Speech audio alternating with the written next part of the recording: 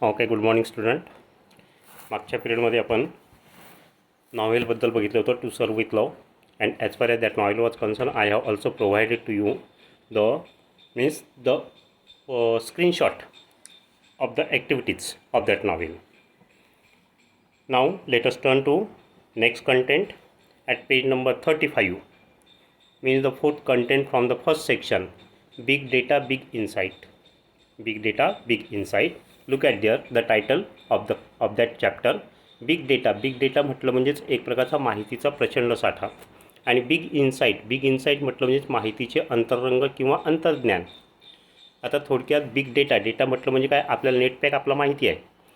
जेवढा आपला नेटपॅक असेल त्या नेटपॅकच्या सहाय्याने आपण एक प्रकारची माहिती म्हणजे सर्च करू शकतो, किंवा त्या माहितीविषयी आपण तेथे कलेक्शन करू शकतो. त्याविषयीची माहिती या धड्यामध्ये तिथे दिलेली आहे. म्हणजे जितका तुमच्याकडे डाटा असेल त्या डाट्याच्या सहाय्याने म्हणजे कोणकोणत्या प्रकारच्या माहिती तुम्ही सध्या परिस्थितीमध्ये तेथे मिळवू शकता, त्याबद्दलची माहिती आपल्याला या धड्यामध्ये दिलेली आहे. Means big data big insight tells us about the method of collection of data. The advantages of big data in various spheres of life. म्हणजेच आपल्या जीवनामध्ये जे काही विविध असे क्षेत्र आहेत त्या क्षेत्रातील एक प्रकारे त्याचे फायदे काय आहेत, त्या डेटाचे आपल्या जीवनामध्ये फायदे काय आहेत, आणि तसल्या प्रकारची इन्फॉर्मेशन, जी काही इन्फॉर्मेशन आपल्याला मिळते, म्हणजेच त्या इन्फॉर्मेशनच्या आधारे आपण त्याचा कशा प्रकारे वापर करू शकतो, हे आपल्याला धड्यातून तिथे समजणार आहे. Look at the ice breakers of that lesson at page number 35. Give business suggestion to the respective industry company for the following situation. म्हणजेच खाली काही वाक्य दिलेले आहेत, म्हणजे एक प्रकारचे बिझनेस सजेशन्स आहेत. बिझनेसकडून तुम्हाला माहिती मिळालेली आहे, आणि त्या माहितीवर तुम्हाला त्या बिझनेसला किंवा त्या इंडस्ट्रीला तेथे किंवा त्या कंपनीला एक प्रकारच्या सूचना तिथे पाठवायच्या आहेत. Means one is done for you. एक उदाहरणादाखल आपल्याला तिथे सोडून दिलेलं आहे. Suppose you have received data that, म्हणजे तुम्हाला एखादी माहिती मिळाली. कशी माहिती? समजा many passenger prefer morning flight between 7 AM and 9 AM from Mumbai to Delhi. की तुम्हाला माहिती मिळाली की सकाळी 7 ते 9च्या दरम्यान मुंबईला जाणारे लोक तिथे खूप आहेत. म्हणजेच मेनी पॅसेंजर प्रिफर मॉर्निंग, म्हणजेच सकाळी 7 ते 9च्या दरम्यान प्रत्येक पॅसेंजर तिथे मुंबईला जाण्याला प्राधान्यक्रम देतो. त्या दृष्टिकोनातून म्हणजेच तिथे काय सजेशन देऊ शकता तुम्ही? एअरलाईन्सला सजेशन दिलेली आहे, increase number of flights between 7 AM and 9 AM. म्हणजेच त्या दरम्यान, त्या 2 तासाच्या दरम्यान एक प्रकार त्या एअरलाईन्सने तेथे फ्लाईटची संख्या वाढवावी, की जेणेकरून म्हणजे तेथे एखाद्या विमानामध्ये गर्दी होणार नाही. म्हणजे गर्दी टाळण्यासाठी जर जास्तीत जास्त फ्लाईट जर वाढवल्या तर जास्तीत जास्त लोकांना तिथे आरामशीर प्रवास करता येईल, असल्या प्रकारची सजेशन उदाहरणादाखल तिथे दिलेली आहे. आता दुसरं तिथे दिलेलं आहे, many students are opting for UPSC and MPSC exams. आता समजा ही माहिती तुम्हाला मिळाली, त्या माहितीवर तुम्ही काय सजेशन कराल? तर काय सजेशन कराल म्हटलं म्हणजेच as far as the UPSC and MPSC these exams are competitive exams are concern, means at first we can say that it should be schedule on time. As means into the last week, as far as the MPSC exam is concerned, it is postponed.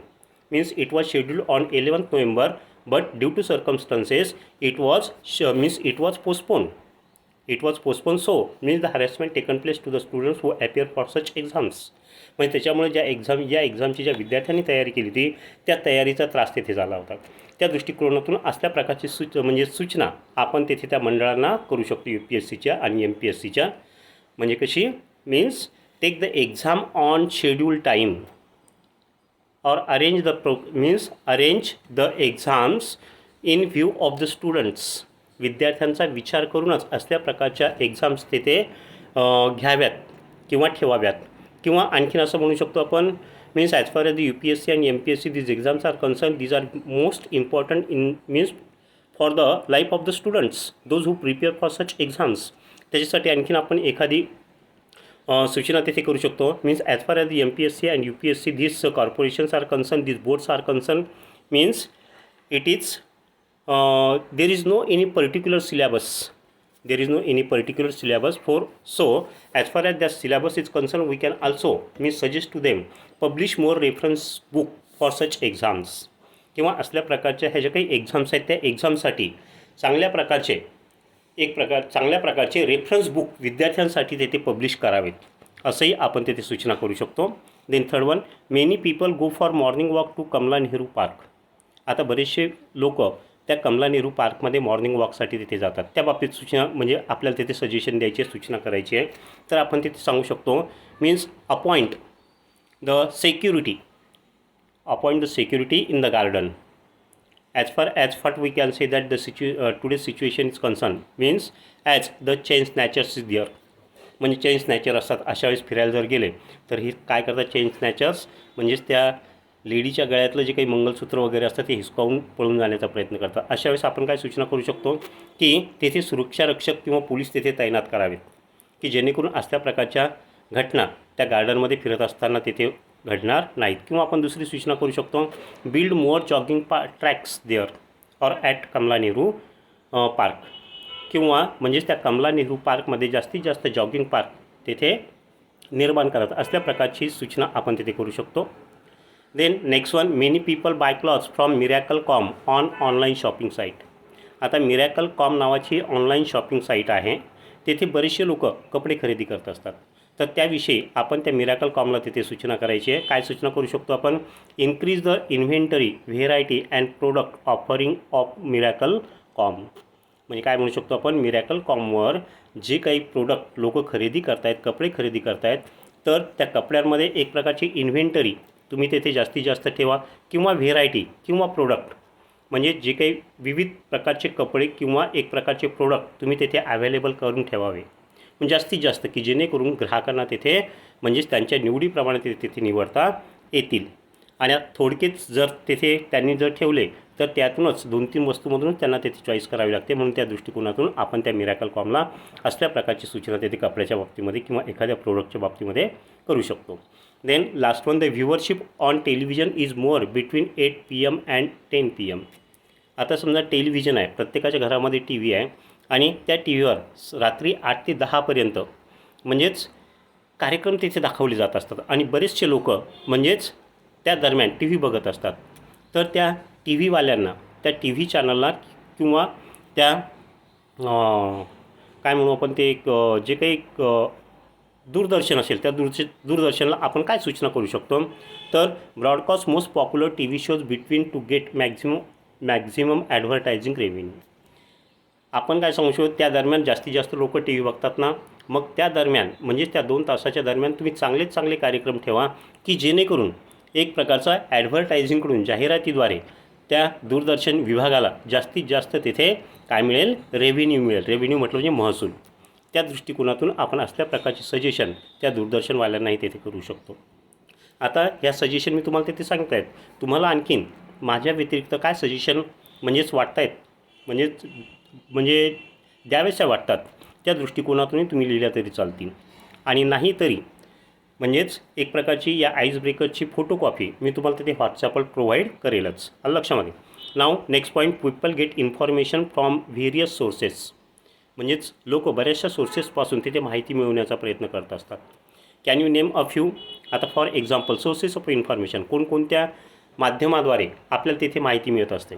जसं तर as far as the electronic media is concern, electronic मीडियामधील कोणकोणत्या साधनाद्वारे आपल्याला तिथे माहिती मिळते. उदाहरणार्थ आपल्याला तिथे सांगितलेले फेसबुकवरून बरीचशी माहिती आपल्याला तिथे मिळते. त्यानंतर गुगल आहे, म्हणजे एखादी गोष्ट आपल्याला सर्च करायची जर असेल तर गुगलवर म्हणजेच तेथे आपण जर नाव टाईप केलं किंवा एखादा विषय जर टाकला तर त्या विषयाबद्दलची किंवा त्या विषयीची डिटेल माहिती आपल्याला तिथे मोबाईलवर मिळते किंवा एक प्रकारे लॅपटॉपवर किंवा कॉम्प्युटरवर मिळते. त्यानंतर दुसरं माध्यम म्हटलं म्हणजे विकिपीडिया म्हटलं म्हणजे एक प्रकारचं हे मोठं असं काय म्हणू आपण त्याला, सगळ्या विषयाची माहिती असलेलं ते पुस्तक आहे विकिपीडिया. त्या विकिपीडियावर पण तुम्हाला तिथे माहिती मिळू शकते. त्यानंतर आपला व्हॉट्सॲप आहे, आपण जे जनरल डेली वापरतो आहे त्या व्हॉट्सॲपद्वारे आपल्याला बरीचशी माहिती मिळते. देन इंटरनेट, एखादी गोष्ट जर आपल्याला सर्च करायची असेल तर गुगलसारखंच गुगलवर जाऊन एक प्रकारचे इंटरनेटच्या सहाय्याने आपण ती माहिती शोधू शकतो. किंवा आपल्याला एखाद्या शब्दाचा जर अर्थ शोधायचा जर असेल तर मोबाईलमध्ये आपल्या डिक्शनरी पण असते. त्या डिक्शनरीचं ॲप्लिकेशन जर ओपन केलं तिथे जर तो शब्द टाकला तर त्या शब्दाचा अर्थ काय ते पण आपल्याला तिथे समजतं आहे. म्हणजे असे means of information means of information आपण तिथे सांगू शकतो. याबद्दलची फोटोकॉपी मी तुम्हाला तिथे पाठवणार आहे. Okay, now turn the page at page number 36. Big data big insight.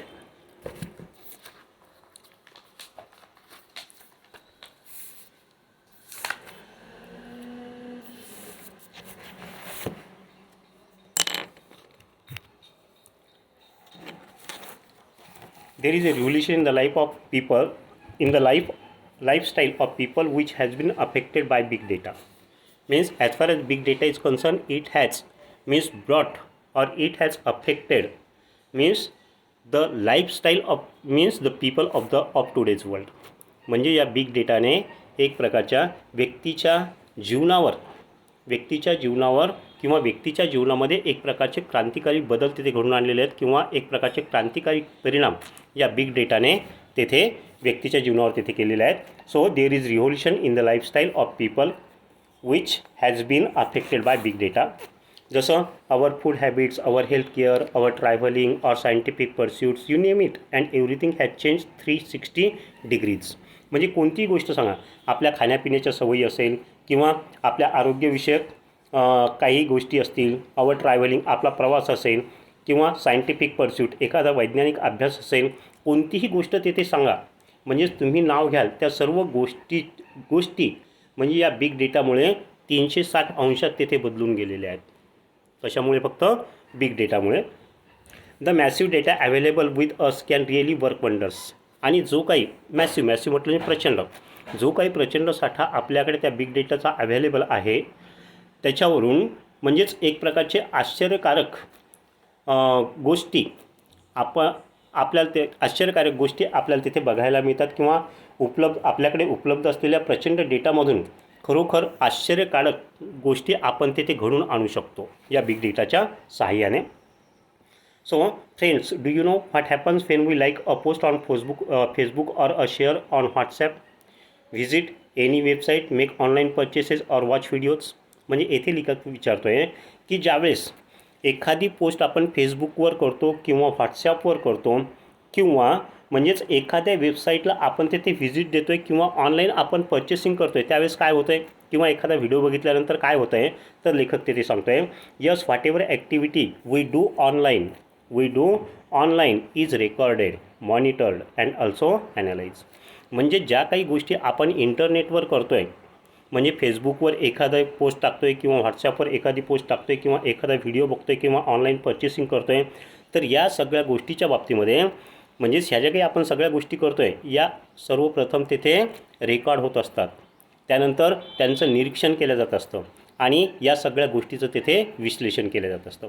आता हे आपण एकटंच करतो आहे का? Means throughout the world the world of the people are using this data and as far as this data is concern it is collected means there. आणि ह्या सगळ्या गोष्टी तेथे रेकॉर्ड होत असतात, त्याचं निरीक्षण आणि तेथे विश्लेषण केलं जात असतं. So a huge amount of data is collected. आणि अशा प्रकारे प्रचंड प्रमाणात तेथे डाटा म्हणजेच गोळा केला जात असतो. Let me give an idea of how huge the data might be. आता डेटा हे जे काही माहितीचं संकलन आहे, हा डेटा किती मोठा असतो, त्याचा आवाका केवढा आहे याविषयी तिथे माहिती देतो आहे लेखक. Let me give an idea of how huge the data might be. Huge म्हटलं म्हणजे प्रचंड, म्हणजे हा डेटा किती प्रचंड असू शकतो याबद्दल माहिती सांगतो आहे. Big data can be petabytes or exabytes. Petabytes आणि एक्झाबाईट्स म्हणजेच हे एक प्रकारचे एकक आहे, म्हणजेच मोजण्याचं एक माप आहे. आता पेटाबाईट्स म्हटलं म्हणजेच एकावर 18 शून्य. म्हणजे इंग्लंड असेल, जर्मनी असेल, फ्रान्स असेल, या देशामध्ये एकावर 12 पेटाबाईट्स म्हटलं म्हणजे 1,00,000 दशलक्ष इतक्या माहितीचे युनिट. पेटाबाईट्स म्हटलं म्हणजे काय? 1,00,000 दशलक्ष. आता 1,00,000 आपल्याला लवकर लिहिता येत नाही, 1,00,000वर किती शून्य आहे, तर म्हणजे 1,00,000 दशलक्ष इतकी माहिती म्हणजेच पेटाबाईट्स. आणि एक्झाबाईट्स म्हटलं म्हणजेच म्हणजे 1 अब्ज गिगाबाईट्स. म्हणजेच त्या पेटाबाईट्सपेक्षाही गिगाबाईट्स म्हणजे एक्झाबाईट्स तिथे मोठा आहे. Of data construction of billions to trillions. आणि हा जो काही डाटा असतो हा बिलियन म्हटलं अब्ज आणि ट्रिलियन म्हटलं म्हणजे अब्जावधीपेक्षाही जास्त. म्हणजेच इंग्लंड, जर्मनी किंवा फ्रान्समध्ये एकावर 12 शून्य लागल्यानंतर त्याला तिथे ट्रिलियन म्हणतात. आता तेच ट्रिलियन अमेरिकेमध्ये एकावर 12 शून्य लागतात. म्हणजे एवढ्या प्रकारची माहिती आपण त्या डाटाविषयी तेथे सांगू शकतो. एवढी मोठी माहिती म्हणजे आज तिथे त्या माहितीचं संकलन तिथे होत आहे. So trillions of records of millions of people all from different sources. आता बऱ्याच सोर्सेसपासून लोक तिथे माहिती मिळवत असतात. कशाद्वारे? वेबद्वारे, सेल्सद्वारे, customer contact सेंटरद्वारे, social media, mobile data and so on वगैरे माध्यमातून ही जी काही लोक माहिती गोळा करत असतात, माहिती मिळवत असतात, ही सगळी माहिती तिथे गोळा होत असते. आणि ती माहिती कशी असते तर जवळजवळ 1,10,00,000 युनिट्स किंवा 1 अब्ज गिगाबाईट्स एवढ्या माहितीचा साठा तिथे दररोज जमा होतो आहे. So the data available to industry and companies enormously increasing in volume, variation, velocity, veracity and value. And as far as this big data is concerned, means in present the industries and companies is enormously using this big data. Means in volume, variation, velocity, veracity and value. म्हणजे कोणकोणत्या गोष्टीसाठी? व्हॅल्यूमसाठी, व्हेरिएशनसाठी म्हणजे वैविध्यान्यासाठी, velocity म्हटलं म्हणजे गती प्राप्त करण्यासाठी, व्हेरॅसिटी म्हटलं म्हणजेच एक प्रकारचं सत्यता पडताळून पाहण्यासाठी आणि तसंच काही महत्त्वाच्या कामासाठी या बिग डेटाचा वापर या मोठमोठ्या कंपन्या किंवा उद्योगधंदे तिथे करत आहेत. So such a big data is easy to obtain and as far as this big data is concern it is very easy to obtain but so massive that it challenges the current computing technologies. But there is so massive that it challenge the current computing technologies. परंतु आताची सध्याची जी काही computing technology आहे, कॉम्प्युटरचं जे काही तंत्रज्ञान आहे, त्या तंत्रज्ञानासमोर एक प्रकारचं प्रचंड असं मोठं आव्हान या बिग डेटाने तिथे निर्माण करून ठेवलेलं आहे. Hence big data analytics is used to give insight that were previously incomprehensible. आणि हे जे काही बिग डेटा आहे, या बिग डेटाच्या सहाय्याने पूर्वीच्या काळी अज्ञात अशा ज्या काही गोष्टी होत्या किंवा अज्ञात अशी माहिती होती, त्या अज्ञात अशा माहितीचं विश्लेषण करण्यासाठी या बिग डेटाची मदत आता तेथे होऊ लागली आहे. Big data analytics is complex process of examining large and varied data sets. Means as far as the big data analytics म्हणजे बिग डेटावरची जी काही माहिती आहे त्या माहितीचं विश्लेषण करण्याची ही जी काही प्रक्रिया आहे ही अतिशय जटिल आहे. कॉम्प्लेक्स म्हटलं जटिल. For examining large and varied data और big data to uncover information. आणि हा जो काही बिग डेटा आहे, हा बिग डेटा म्हणजे कोणकोणत्या माहितीचा उलगडा करतो आहे तर अनकवर म्हटलं उलगडणे. सच ॲज हिडन पॅटर्न्स म्हणजे जे काही गुपितं असतील ते गुपितं ओपन करण्याचं कार्य हा बिग डेटा करतो आहे. देन अननोन कोरिलेशन म्हटलं म्हणजे जे काही आपले अनोळखी असे परस्पर संबंध आहे, ते अनोळखी परस्पर संबंधही त्याद्वारे तिथे बिग डेटाद्वारे तिथे ओपन केले जात असतात. Market trends and customer preferences. मार्केटचा ट्रेंड कसा आहे आणि तसंच म्हणजे कस्टमर कोणत्या गोष्टीला तिथे प्राधान्य देत आहे, या सगळ्या गोष्टी या बिग डेटावरून तिथे समजतात. आता टेक द एक्झाम्पल, आता पेपरमध्ये ती बातमी येत आहे रिपब्लिकन टी व्हीची. रिपब्लिकन टी व्हीने TRP वाढवण्यासाठी म्हणजेच लोकांना पैसे देऊन म्हणजेच त्यांचं चॅनल त्यांच्या घरामध्ये चालू करण्यासाठी सांगितलं होतं. म्हणजे हा कशाचा परिणाम आहे? त्या बिग डेटाचाच परिणाम आहे.